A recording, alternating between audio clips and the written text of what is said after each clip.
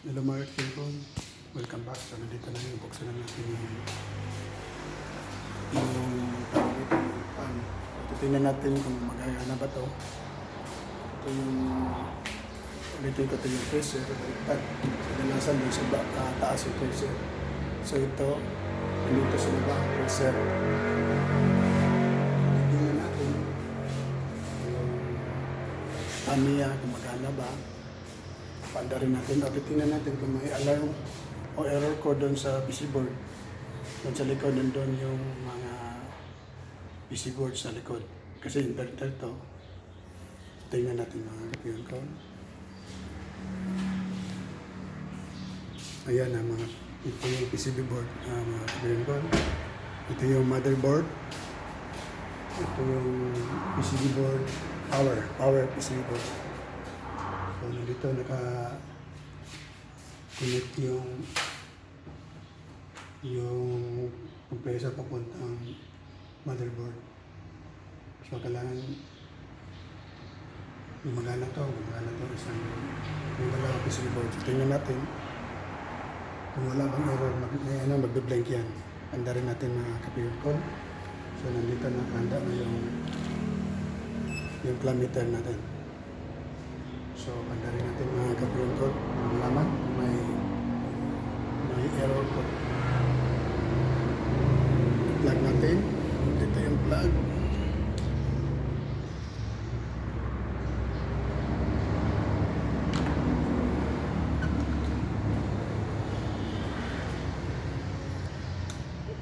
Ayan kapiyon ko.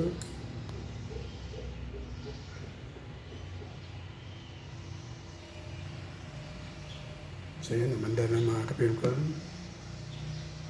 Nag-signal na yun, nag-red light na. So mga 3 minutes, 5 minutes. Kung hindi ba, wala bang lalabas ng error sa ating motherboard. So titingnan natin sa loob. Doon sa freezer side, kung magana ba yung pan niya. Ayan, kapiyon ko, gumagana pala yung ano natin, yung pan. Gumagana pala yung pan. So, walang problema sa pan. Ayan mga kapiyon ko. So,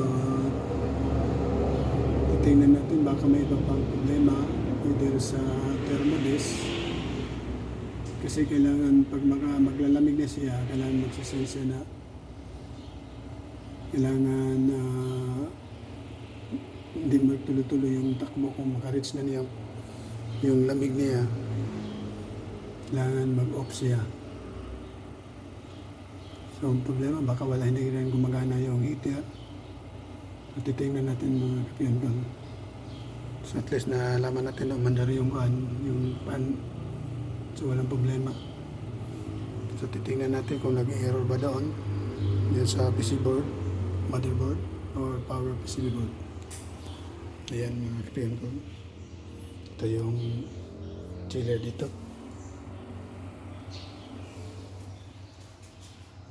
19.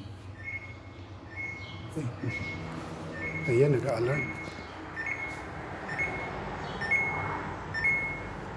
Ayan kapiyon ko, nag-alarm, tumutunog.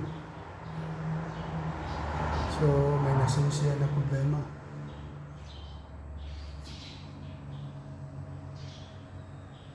Nag-beefer siya.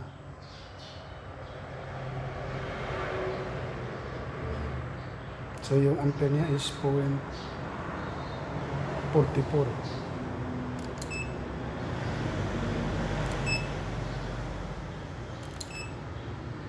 44 o 41. So, nag-alarm. Yun yung may problema. I-check natin kung ano problema kasi nag-alarm. Nag-beeper siya mga kapiyon ko. Yung compressor yan. Ano pala to? Grounded pala to. Kailangan nag-grounded mga kapiyon ko. Ito na mag-sinila. Na kay extra sinila. Mamaya na lang ma-pre-on call. Kasi may nagre-ground din.